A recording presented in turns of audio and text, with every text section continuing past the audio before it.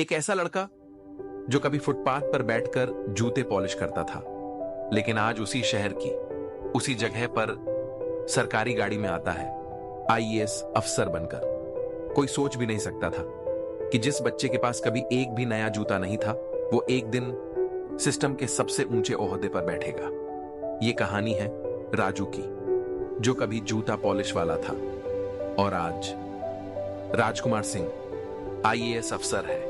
तो video start करने से पहले आप सभी से रिक्वेस्ट है कि आप वीडियो को कम से कम 3 मिनट जरूर देखें, ताकि हमारी इस वीडियो को बनाने की मेहनत सफल हो सके और आपका भी वीडियो में इंटरेस्ट आ जाए। तो चलिए शुरू करते हैं। सुबह के 6 बजे थे।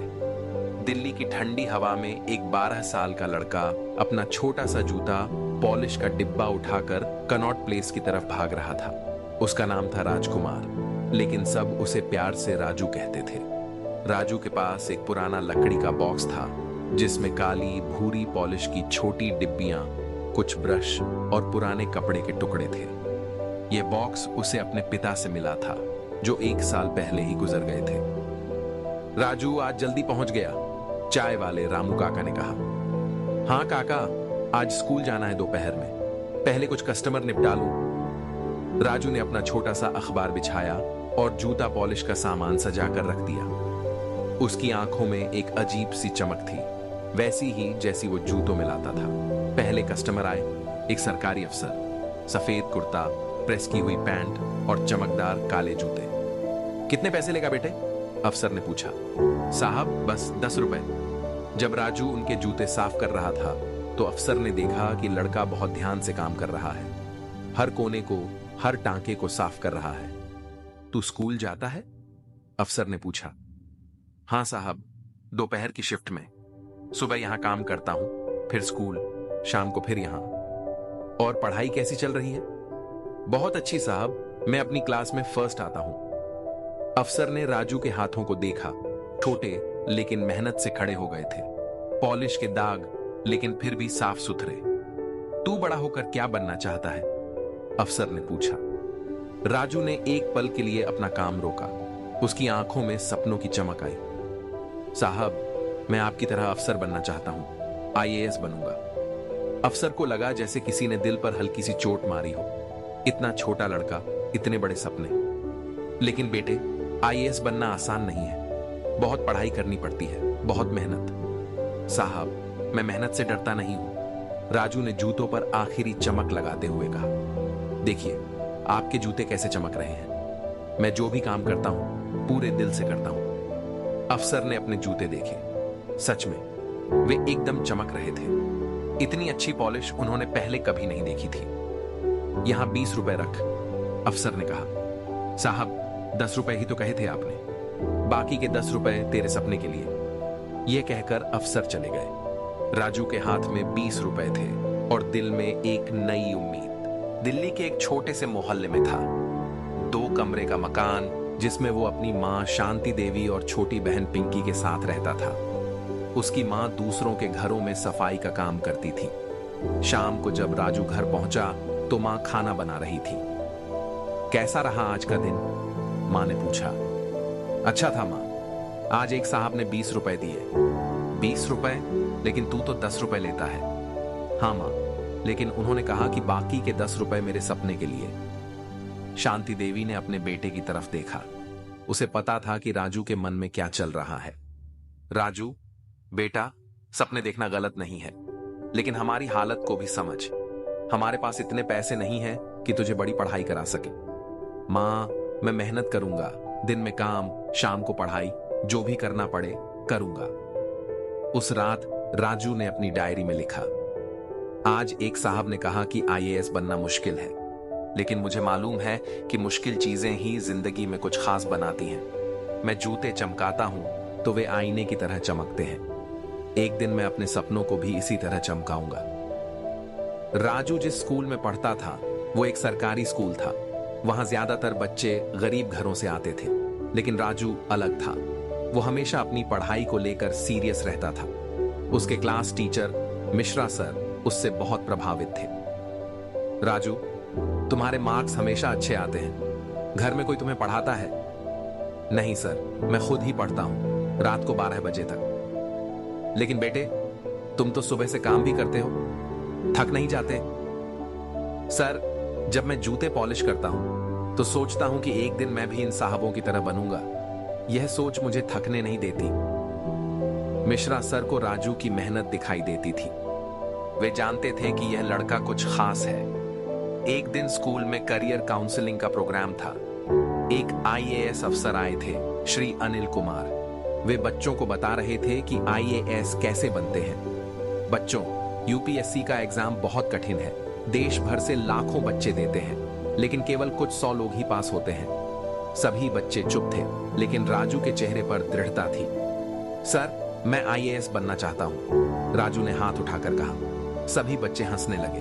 अरे राजू, तू तो जूते पॉलिश करता है, आईएएस कैसे बनेगा? लेकिन अनिल सर ने गंभीरता से राजू की तरफ देखा। क्या नाम है तुम्हारा? राजकुमार सर। राजकुमार, आईएएस बनने के लिए क्या जरूरी है, जानते हो? सर, मेहनत, ईमानदारी और अपने सपने पर यकीन। अनिल सर मुस्कुराए। इस छोटे लड़के का जवाब उन्हें प्रभावित कर गया। राजकुमार, मैं तुम्हें अपना नंबर देता हूं, कभी भी जरूरत हो फोन करना। उस दिन के बाद राजू की जिंदगी में एक नया मोड़ आया। राजू जब 10वीं क्लास में था तो उसके सामने एक बड़ा फैसला आया। उसकी मां की तबीयत खराब रहने लगी थी और घर की जिम्मेदारी बढ़ती जा रही थी। राजू, अब तू पढ़ाई छोड़कर फुल टाइम काम कर, मां ने कहा।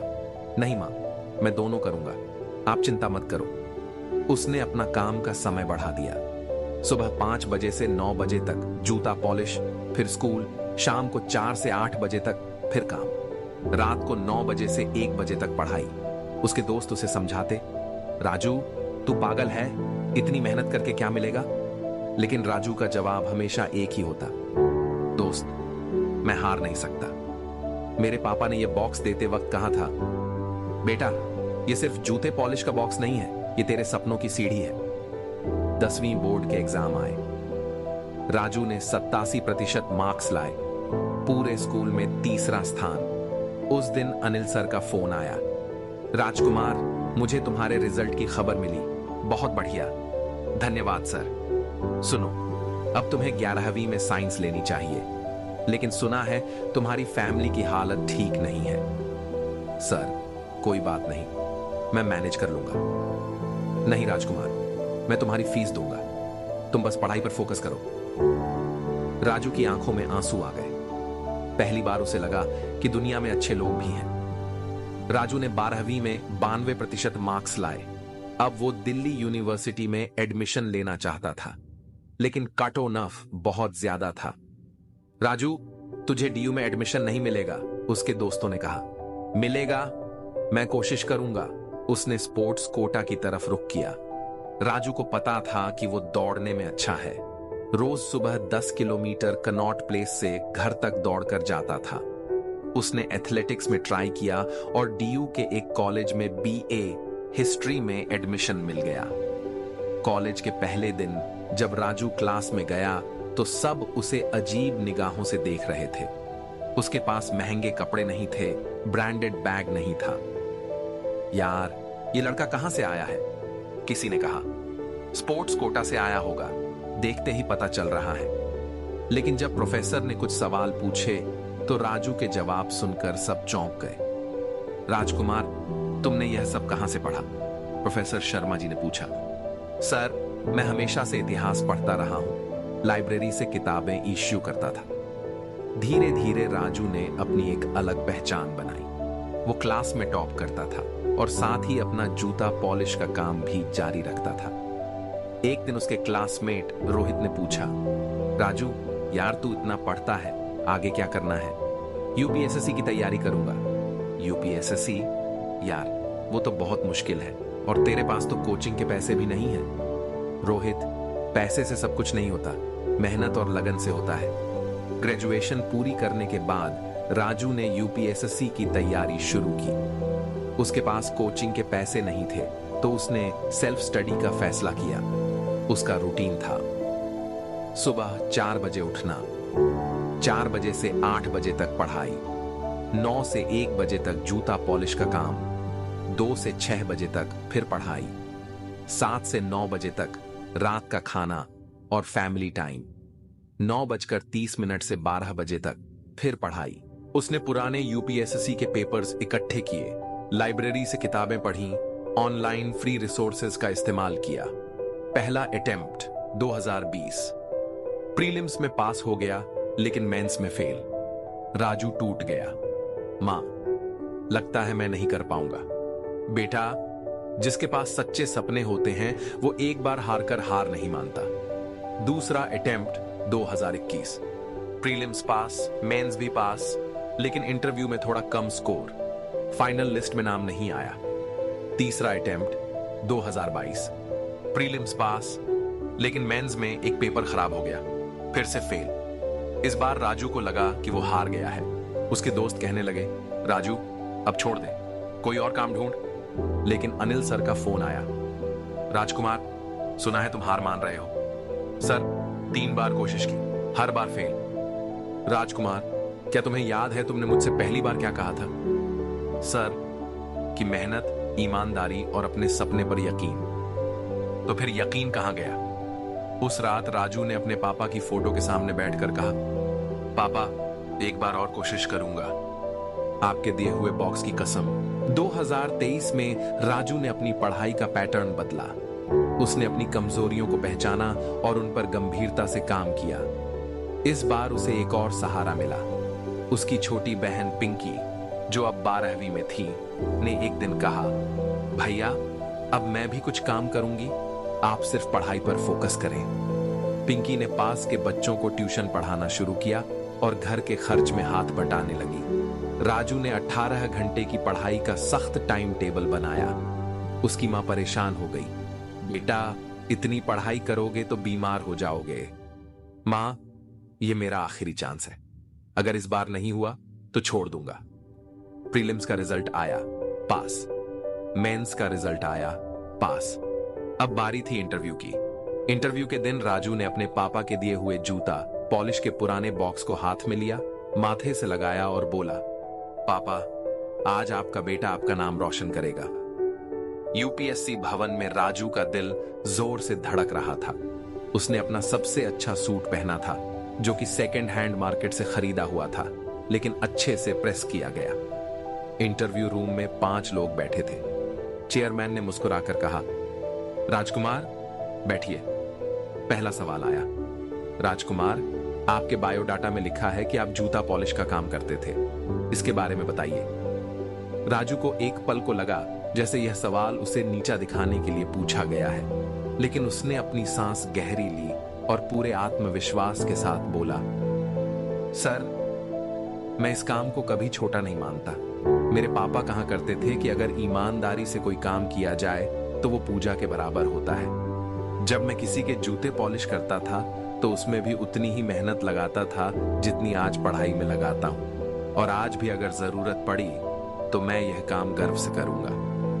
दूसरा सवाल आया, राजकुमार आपको क्या लगता है जो लोग अच्छे घरों से आते हैं और महंगी कोचिंग करते हैं वो आपसे ज्यादा योग्य हैं? राजू की आंखों में आत्मविश्वास था। उसने कहा, सर योग्यता पैसे से नहीं मेहनत से आती है। मैंने किताबें लाइब्रेरी से पढ़ी हैं, फुटपाथ की स्ट्रीट लाइट के नीचे बैठकर पढ़ाई की है, लेकिन मेरी समझ और समर्पण में कोई कमी नहीं है। फिर पूछा गया, अगर आप आईएएस बनते हैं तो सबसे पहले क्या करना चाहेंगे? सर मैं चाहता हूं कि जो बच्चे मेरी तरह गरीब घरों से आते हैं उन्हें भी बराबरी का मौका मिले। शिक्षा हर किसी का हक है, सिर्फ अमीरों का नहीं। इंटरव्यू के बाद राजू को लगा कि उसने अपना सबसे अच्छा दिया है। 30 मई 2024 यूपीएससी का फाइनल रिजल्ट आने का दिन था। राजू अपने दोस्तों के साथ पास के एक छोटे से कंप्यूटर कैफे में बैठा था। सुबह 10 बजे रिजल्ट आना था। राजू तेरा रोल नंबर क्या है? रोहित ने पूछा। 7,04,235। सबकी सांसें थमी हुई थीं। 10 बजते ही वेबसाइट खुली। पहले कुछ नाम दिखे, फिर अचानक राजू का दोस्त उछल पड़ा। राजू राजू तेरा नाम है 47वां रैंक। राजू को यकीन नहीं हो रहा था। उसने खुद स्क्रीन पर बार बार देखा। Rajkumar, roll number 07042335, rank 47, IAS. Raju की आंखों से आंसू बहने लगे। वह वहीं जमीन पर बैठ गया। कैफे में तालियों की गूंज थी। राजू राजू राजू। राजू ने तुरंत अपने घर फोन किया।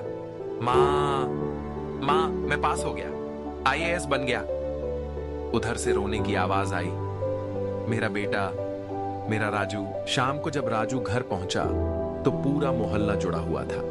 हर कोई उसे बधाई दे रहा था। राजू भैया, आपने हम सबका नाम रोशन कर दिया। रामू काका, जो इतने सालों से राजू को देखते आ रहे थे, उनकी आंखों में आंसू थे। बेटा, मैंने तुझे छोटे से देखा है, तेरे पापा को भी जानता था। वो अगर आज होते तो कितने खुश होते। राजू ने अपनी मां के पैर छुए। मां, आपका आशीर्वाद था, इसलिए यह दिन देखने को मिला। बेटा, तूने सब कुछ अपनी मेहनत से पाया है, मैं तो सिर्फ प्रार्थना करती रही। उस रात राजू ने अपने पुराने जूता पॉलिश के बॉक्स को खोला। उसमें अभी भी वही पुराने ब्रश और कपड़े थे। उसने बॉक्स को सीने से लगाया। पापा, आपका बेटा आईएएस बन गया, लेकिन यह बॉक्स कभी नहीं छोड़ूंगा। ये मुझे हमेशा याद दिलाएगा कि मैं कहां से आया हूं। LBSNAA, Lal Bahadur Shastri national academy of administration, Mussoorie में राजू की ट्रेनिंग शुरू हुई। यहां देश भर से आए आईएएस ऑफिसर्स थे। पहले दिन जब राजू अपने रूम में पहुंचा तो उसका रूममेट अर्जुन था, दिल्ली के एक अमीर परिवार से। हाय, मैं अर्जुन। तुम राजकुमार हो ना? मैंने तुम्हारे बारे में न्यूज में पढ़ा था। हाँ, मैं राजकुमार हूं, तुम मुझे राजू कह सकते हो। यार राजू, सच में तुमने बहुत बड़ा काम किया है। मैं तो कोचिंग में 5 लाख रुपए खर्च कर चुका था, फिर भी तुमसे कम रैंक आई। राजू मुस्कुराया। अर्जुन, रैंक से कुछ नहीं होता, अब हम सब बराबर हैं। हमें देश की सेवा करनी है। ट्रेनिंग के दौरान राजू की एक अलग पहचान बनी। वो सबसे मेहनती था, सबसे विनम्र था, कभी किसी को नीचा नहीं दिखाता था। एक दिन डायरेक्टर सर ने सभी ट्रेनीज को कहा, आप सब यहां अपनी अपनी कहानी शेयर करें। जब राजू की बारी आई तो उसने कहा, सर, मैं दिल्ली के एक छोटे से मोहल्ले से आता हूं। 12 साल की उम्र से जूता पॉलिश का काम करता था, लेकिन मैं यह नहीं कहूंगा कि मैं गरीब था।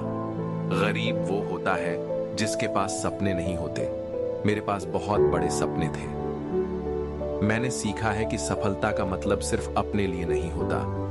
अब मैं आईएएस बन गया हूं तो मेरी जिम्मेदारी है कि मैं उन बच्चों की मदद करूं जो मेरी तरह संघर्ष कर रहे हैं। सभी ट्रेनीज और फैकल्टी उसकी बात सुनकर प्रभावित हुए। ट्रेनिंग पूरी होने के बाद राजू की पहली पोस्टिंग राजस्थान के एक छोटे जिले में सब डिविजनल मैजिस्ट्रेट SDM के रूप में हुई। जब वो अपने ऑफिस पहुंचा तो सभी कर्मचारी उसका स्वागत कर रहे थे।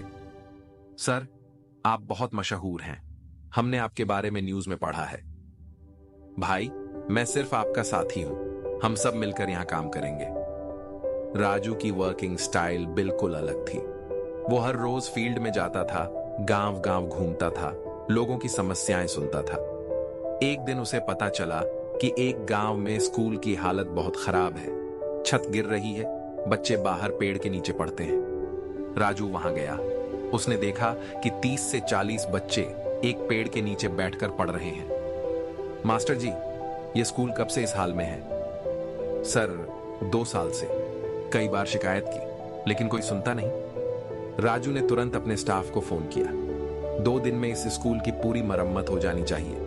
जो भी पैसा लगे इमरजेंसी फंड से निकालो। लेकिन सर, प्रोसीजर बच्चों की पढ़ाई से ज्यादा जरूरी है क्या? 3 दिन बाद स्कूल की मरम्मत हो गई। बच्चों के चेहरे पर खुशी देखकर राजू की आंखें नम हो गईं। उसे अपना बचपन याद आया, जब वो भी पैसों की कमी से परेशान रहता था। राजू की ईमानदारी की वजह से कुछ लोग परेशान होने लगे। जिले में एक बड़ा ठेकेदार था, सेठ रामस्वरूप। वो सालों से सरकारी काम में घपला करता आ रहा था। एक दिन सेठ जी राजू के ऑफिस आए। राजू साहब, आपको बहुत नाम मिल रहा है, लेकिन यहां काम करने का तरीका अलग है। मतलब, यहां सबको कुछ ना कुछ मिलता रहता है, आप भी समझदारी से काम लें। राजू समझ गया कि वो रिश्वत की बात कर रहा है। सेठ जी, मैं सिर्फ अपना काम जानता हूं, बाकी चीजों में मेरी रुचि नहीं है। राजू साहब, यहां 15 साल से कोई ऑफिसर टिका नहीं है, जो हमारे साथ सहयोग न करे। तो पहला बनने में कोई हर्ज नहीं। सेठ जी गुस्से में चले गए। अगले दिन से राजू के खिलाफ शिकायतें आने लगी। उसके सीनियर ऑफिसर्स का फोन आया। राजकुमार, सुना है तुम वहां बहुत सख्ती कर रहे हो। सर, मैं सिर्फ अपना काम कर रहा हूं। देखो, पहली पोस्टिंग है, थोड़ा सबके साथ तालमेल बिठाकर चलो। लेकिन राजू अपनी बात पर अड़ा रहा। राजू के काम से जिले में बदलाव दिखने लगा। स्कूलों की हालत सुधरी, सड़कों की मरम्मत हुई, गरीबों को उनके हक मिलने लगे। एक दिन उसे स्टेट गवर्नमेंट की तरफ से एक अवार्ड मिला, बेस्ट यंग एडमिनिस्ट्रेटर। जब राजू अवार्ड लेने गया तो मुख्यमंत्री जी ने कहा, राजकुमार, आपने 6 महीने में जो काम किया है वो पहले कोई 2 साल में नहीं कर पाया। सर, मैं सिर्फ अपना फर्ज निभा रहा हूं। आपकी पृष्ठभूमि के बारे में पता है। आपने साबित कर दिया कि सफलता जन्म से नहीं, कर्म से मिलती है। उस दिन राजू को एहसास हुआ कि वो सही राह पर है। जब राजू अवार्ड लेकर घर आया तो पूरे मोहल्ले में जश्न था। उसकी मां शांति देवी की आंखों में गर्व के आंसू थे। बेटा, तेरे पापा जिंदा होते तो कितने खुश होते। मां, पापा हमेशा हमारे साथ हैं, उनका आशीर्वाद ही तो मेरी ताकत है। राजू की छोटी बहन पिंकी भी अब इंजीनियरिंग की पढ़ाई कर रही थी। उसने कहा, भैया, आपको देखकर मुझे भी लगता है कि मैं भी कुछ बड़ा कर सकती हूं। पिंकी, हम सब मिलकर अपने परिवार का नाम रोशन करेंगे। लेकिन हमेशा याद रखना, सफलता मिले तो घमंड नहीं करना और अपनी जड़ों को कभी नहीं भूलना। उस रात राजू ने अपने पुराने जूता पॉलिश के बॉक्स को खोला। उसमें अब उसका अवार्ड भी रखा था। पापा, यह अवार्ड आपके लिए है। आपने मुझे मेहनत का मतलब सिखाया था। आज राजू 27 साल का है, IAS अफसर राजकुमार सिंह। लेकिन वो अभी भी वही राजू है जो 15 साल पहले कनॉट प्लेस में जूते पॉलिश करता था। आज वो फिर से उसी जगह खड़ा है जहां से उसकी शुरुआत हुई थी। लेकिन इस बार वो यहां किसी और मकसद से आया है। दोस्तों, राजू ने भीड़ को संबोधित करते हुए कहा, मैं यहां आपको यह बताने आया हूं कि सपने सच होते हैं, लेकिन केवल सपने देखने से नहीं, उन्हें पूरा करने की हिम्मत रखने से। उसने अपना पुराना जूता पॉलिश का बॉक्स दिखाया। यह मेरी पहली पूंजी थी, आज भी मेरे पास है। ये मुझे याद दिलाता है कि मैं कहां से आया हूं। भीड़ में एक छोटा लड़का था जो राजू की तरह जूता पॉलिश करता था। उसने हाथ उठाकर पूछा, सर, मैं भी आपकी तरह बनना चाहता हूं, लेकिन मेरे पास पैसे नहीं है। राजू ने उस लड़के को अपने पास बुलाया। बेटा, तुम्हारा नाम क्या है? अमित सर। अमित, तुम्हारे पास सबसे बड़ी पूंजी है, जवानी, मेहनत करने की हिम्मत और सपने। बाकी सब मिल जाएगा।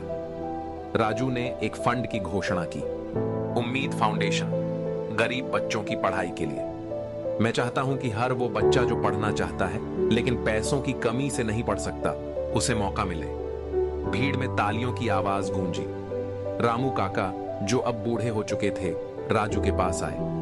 बेटा, तूने वो कर दिखाया जो हम सब ने सोचा था असंभव है।